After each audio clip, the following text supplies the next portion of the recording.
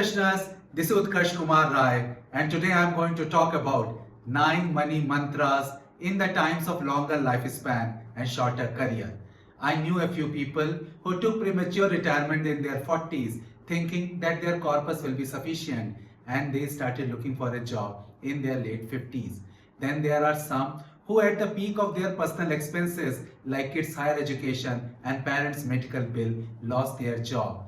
The period of unemployment made them vulnerable. Then there are those who didn't plan their cash flow well and they incurred loss because they have to prematurely close some of their financial instruments. Then there are those who are living a flashy lifestyle, could not sustain and felt miserable due to rising inflation, increasing cost of living and less than anticipated salary hike. When I started my career, I was not financially savvy, but I surrounded myself with few financially savvy people. I take their inputs, weigh them and make my own decision. I also learned lesson from my parents. So watch my videos until the end where I am going to share 9 money mantras and each of them is equally important. And if you have not already liked and subscribed to my channel which is having more than 100 videos, then please do it. First, money when you need it is more important. Money is important. Everybody wants to earn money. But what if you need the money and money is not there for you?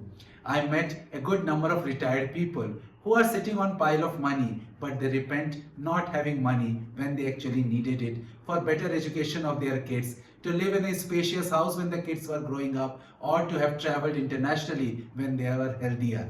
Timing is the key and getting money on time is paramount, and for that you need to maintain a good cash flow. In the year 2003, I left my cushy job and took a gamble of joining an unbranded early stage startup headquartered in US where they asked me to start the India Center. I was impressed that the founders had a vision to take the company to IPO provided many things go well. Still, I tell it to everyone that if that company would not have gone IPO in 2007, I could not have sent both my kids to United States and expensive undergrad studies. If the IPO would have been delayed by few years, my kids' education time would be over and that money could not be used for them. So it is important for you to take calculated risk and plan your cash flow through investments, salary, stocks and other sources of income. Second, transience is the new permanence, reverse it. In the last century, if anything is broken, we repair it. Any old equipment we continue to use till it becomes dysfunctional. Now we are talking about sustainability, green planet, and we upgrade our home appliances, automobiles, gadgets and equipments too frequently and at times to flaunt it to others. Transience is not good for your personal finance because it is a depreciating asset. Depreciating asset means its value reduces after you purchase it. Take an example of a car. I also want to drive a flashy and high-end car and certainly I can afford it.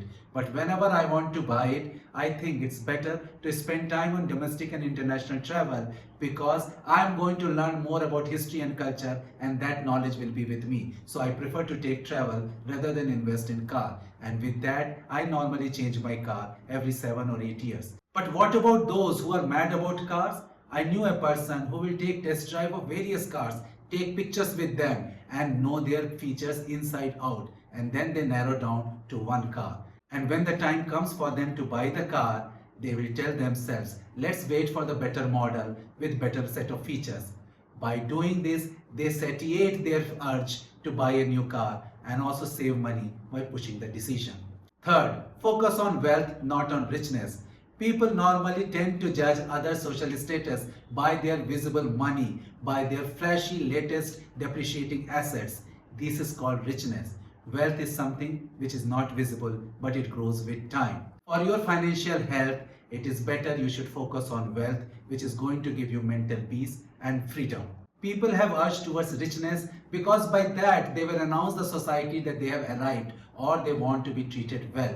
But you can achieve the same through your character, knowledge, helping others and with your career progression.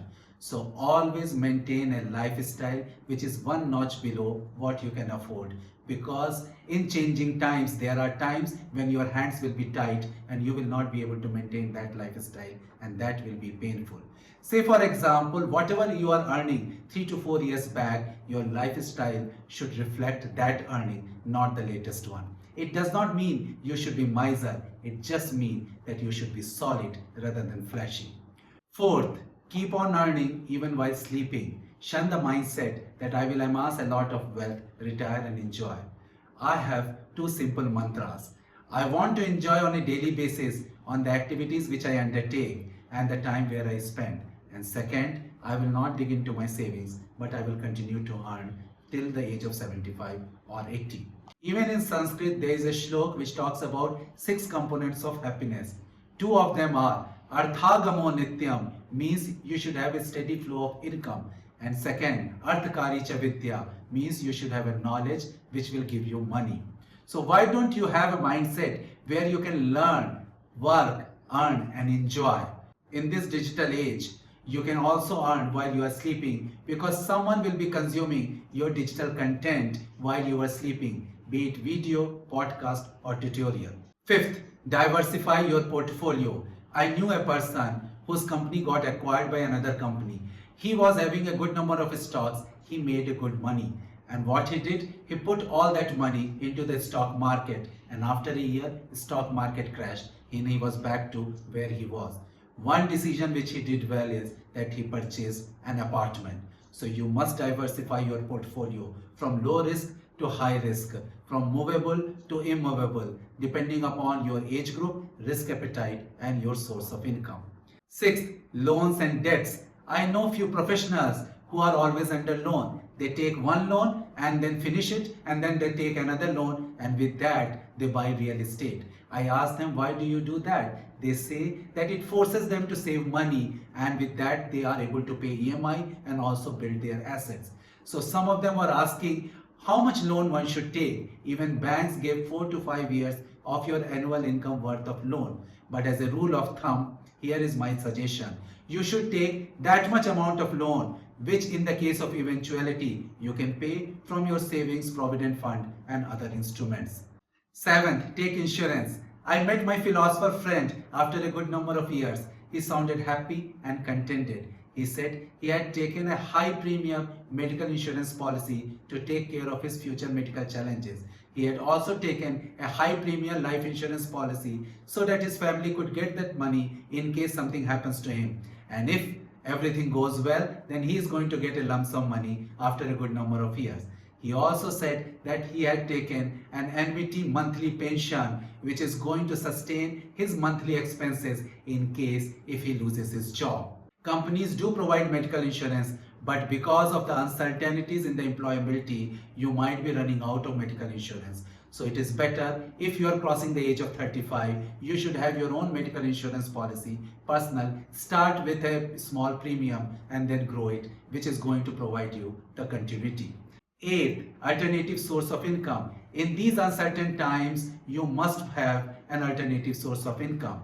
Don't take your job too seriously, working 24/7, but take your job sincerely, working well in those 8 hours. And the next 2-3 hours, you must spend time on those activities which are going to give you additional source of income. I myself did moonlighting and I built a successful career. You can watch my video, I did moonlighting, how you can do moonlighting in a legal way. And 9, learn to say enough. In this madness of making money, it's high time that you should learn to say enough.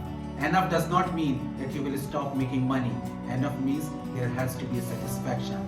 Otherwise, your expectation will grow too fast, and at times it will force you to take unwanted risks which will have too much of a downside. So try to learn and say enough.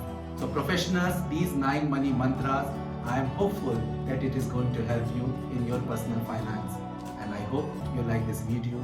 Do like, share and subscribe to my channel. Thank you.